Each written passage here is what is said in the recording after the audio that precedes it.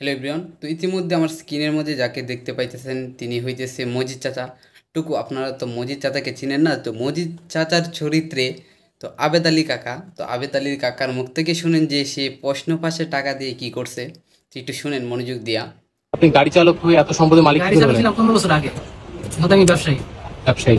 প্রশ্ন ফাঁসের কত টাকা কামিয়েছেন? প্রশ্ন ফাঁসে যেই টাকা কামাইছি সব খরচ করছি। আসলে আপনি মজিদ চাচার মুখ থেকে ওটুকু, আবেদ আলী কাকার মুখ থেকে শুনতে পারছেন সে প্রশ্ন পাঁচের টাকা দিয়া আল্লাহর নামে সে দান করত করছে। আচ্ছা যাই হোক, সে একটা পবিত্র কাজ করছে। এই যে একটা কথা আছে না যে একজন ব্যক্তি পোস্ট করছে ফেসবুকে, আমি দেখলাম যে এই যে মানে জানতে চাইতেছে তার গুনাহ হইবে কিনা, একজন ওয়াইফাই সে পাসওয়ার্ড চুরি করে ওয়াজ নামাইতেছে। কিন্তু সে তো একটা পবিত্র কাজ করতেছে, কিন্তু ওয়াজ যে নামাইতেছে সে লাইন থেকে যে ইন্টারনেট কানেকশনটা নিছে সেটা কিন্তু চুরি করে নিছে। তো এখান থেকে যে চুরি করে নিছে, মানে খারাপ আর ভালো মিলায় সে ভালোটাই প্রকাশ করাইতেছে, কারণ সে চুরি করছে করে সেই টাকাই কিন্তু মসজিদ বা বিভিন্ন মন্দিরে দান করছে। তো এটা কিন্তু তার পবিত্রতা। সে যে পাপটা করছে এটা অর্ধেক কিন্তু মোচন করার জন্য মূলত এই কাজটা করছে।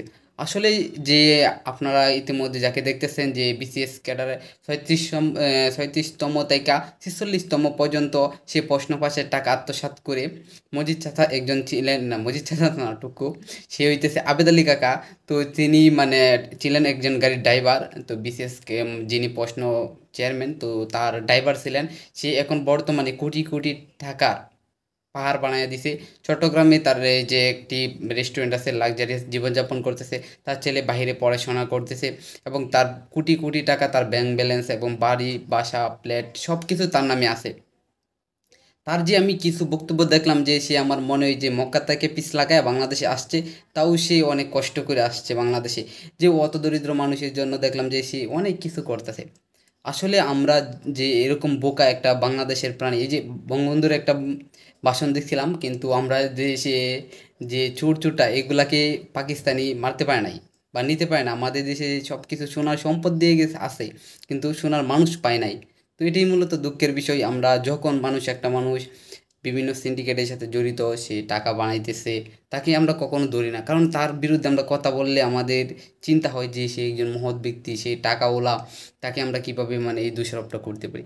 আসলে যখন দেখি সে পাহাড় হয়ে গেছে, পাহাড় করে নিছে, তখন আমরা তার পিছনে লাইগা যাই যে সে এই টাকাগুলো কোথায় থেকে আনছে। বা আমরা যদি প্রথমে তাদেরকে ধরে নিতাম, তাহলে ধরতে পারলে আমাদের অনেকটাই কিন্তু টাকার যে আমাদের বাংলাদেশের অর্থনৈতিক অবস্থা আরও ডেভেলপ হইতো।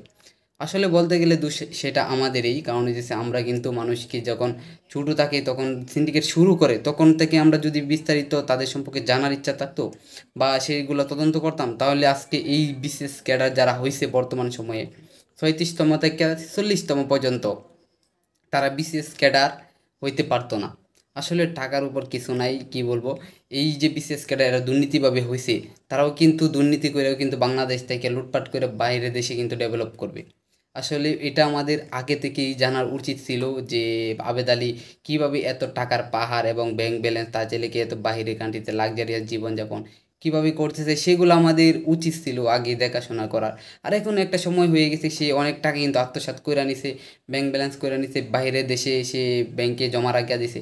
এগুলা কিন্তু এখন আর ঘাটলে লাভ নাই। আসলে আমরা আসলে বোকা আজব প্রাণী, যা আমরা মানে বাঙালি, শুধু বাঙালিদেরকে বলতেছি আমি, আবার অন্য কোনো কান্ট্রি মানুষকে বলতেছি না। আসলে এখন আর দেখে লাভ নাই, সে এত মানে জঘন্য কাজ করছে, কিন্তু মজিদ চাচার চরিত্রে একজন মহৎ ব্যক্তি হিসাবে সে প্রাধান্য পাইছে আমাদের সমাজে। মুখোশ সবসময় মানে ঠিক থাকে না, এক সময় না এক সময় খুলে যায়। তো সেটাই আবেদ আলী কাকার মানে খুলে গেছে। যাই হোক, অবশ্যই আপনারা যদি আবেদ আলী কাকা সম্পর্কে কিছু বলতে চান, আমার ইনবক্স, এই কমেন্ট বক্স খোলা আছে, নির্দ্বিধায় মন খুলে যত ইচ্ছা তত বলতে পারেন, সমস্যা নেই।